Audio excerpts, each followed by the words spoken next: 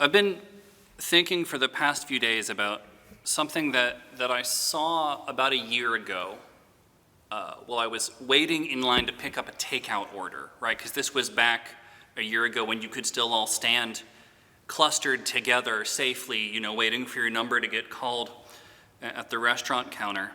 And so we were all standing there together, and I was fiercely staring down at my phone, not looking up at anyone.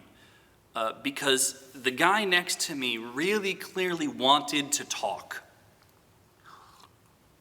And it was a Sunday afternoon, and I had just come from leading a Sunday service and was in this kind of blissful but exhausted place, and I did not want to talk to anybody. I just wanted to zone out, but this guy was trying to strike up conversations with the people all around him about the book he was holding. And finally, somebody in the line decided to take one for the team and started listening to him. And so he immediately started to regale him about the book, and he said, it's a book about the elite.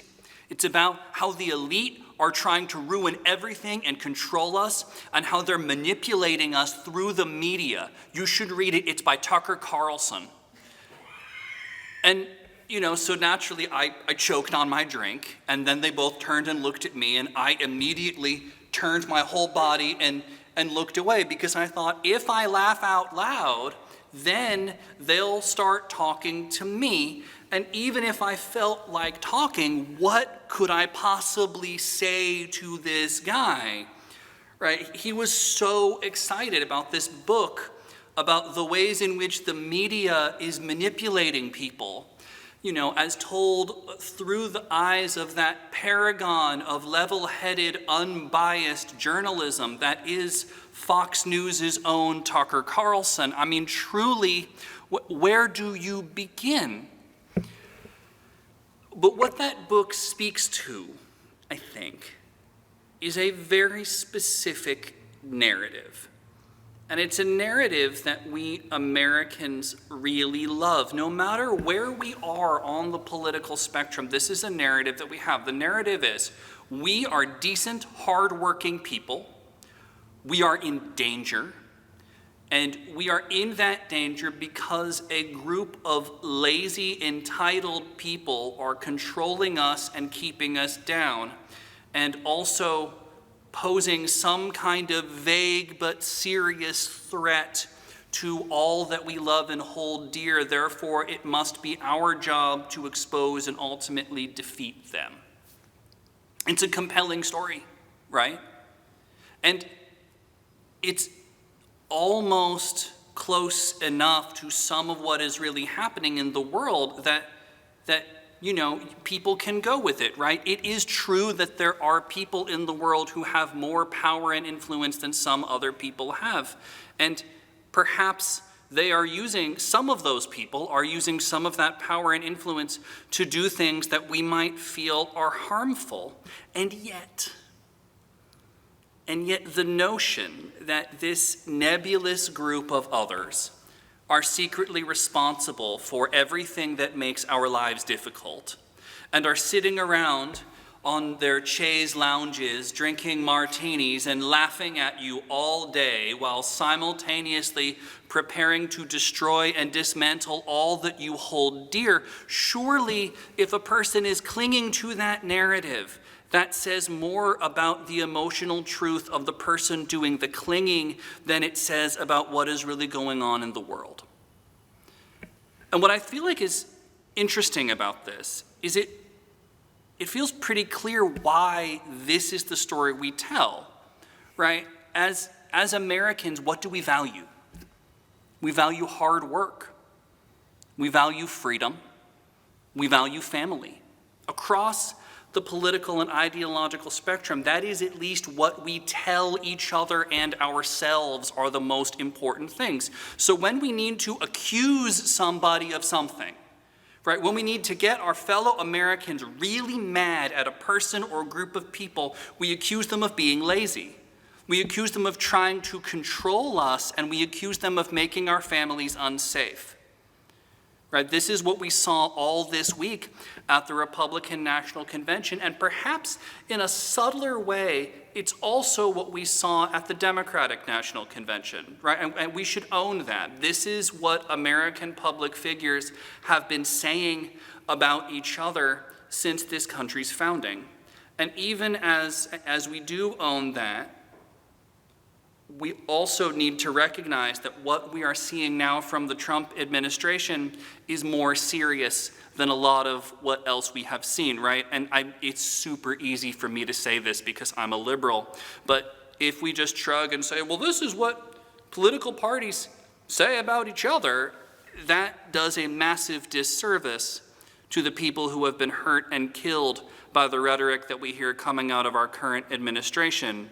Right, that rhetoric that is so often steeped in white supremacy, patriarchy, and homophobia. And yet, still, liberals like me do love to create narratives around who we believe the other side really is. And we, just like the other side, tend to create narratives about who they are that can often read like just a list of things that we don't like. And it becomes easier to do this when we don't have any meaningful relationships with people who are different from us. It would be easy for the guy next to me in the takeout line to say that I am exactly the controlling, elite liberal that Tucker Carlson has told him that I am, and that I'm coming to destroy his way of life and cancel everybody until they become a vegan, just like it's easy for me to say to that guy that he is just a victim of the real controlling, manipulative forces in the world, often personified by the likes of Tucker Carlson.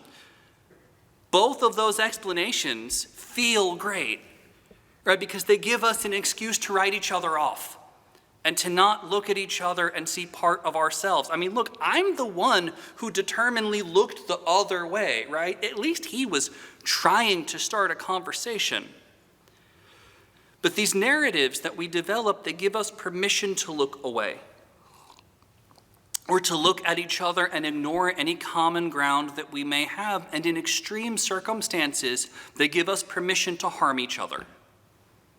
This past Monday evening, a couple from St. Louis was featured as speakers at the Republican National Convention. This is the couple who famously pointed guns at Black Lives Matter protesters in St. Louis. And they said, you know, these people are violent and they're coming to destroy the suburbs, right? They painted these protesters as other and threatening. They used the rhetoric that it's pretty easy to hear if you listen to the conservative media or listen to our president. And then less than 24 hours later, a white 17-year-old young man showed up at a Black Lives Matter protest in Kenosha, Wisconsin with a gun, and he proceeded to shoot and kill 2 people and to injure a third. It is impossible to say that those 2 incidents are not connected, that they did not, at the very least, come from the same source. This couple and this young man, they tell and have been told the same scary story about who these protesters are and what they represent. And what scares me the most, what has kept me up for a couple nights now, is that we are recording this sermon on Thursday afternoon, right? This is how this works. As I write on Wednesday, we record on Thursday, and then it can get edited and put together before Sunday. And so I keep worrying, I think with some legitimacy, that by the time you see this service, the tragedy that I'm describing won't even be the one that's on your mind anymore, right? There will have been something else that happened. Hurricane Laura made landfall this morning. And I said to Sandra, you know, God knows what horror stories we'll be hearing by Sunday. And so it is in this place, on this Sunday, that we find ourselves this morning, this place that can feel so full of separation and fear, when we all feel a bit like that poem we read this morning by that thoroughly disappointed and wonderfully expressive 6-year-old. It is in this lonely and separated place that we arrive here to bless our animals. I told Sandra this week, I feel like doing the blessing of the animals right now, it is both the least and most appropriate thing to do. And the thing is, but regardless of timing, I should also disclose that I don't like pet sermons.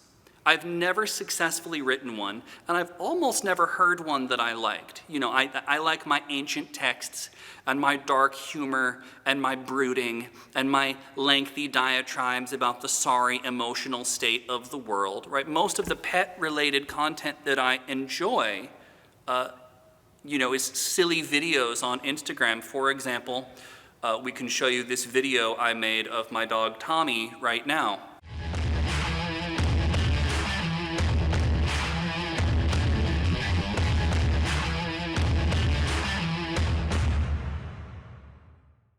So I've avoided doing a blessing of the animals for the past 3 years because everything going on in the world seemed so dire to me that I just couldn't work out how I was going to preach about pets in a way that felt respectful of the struggles that human beings were having.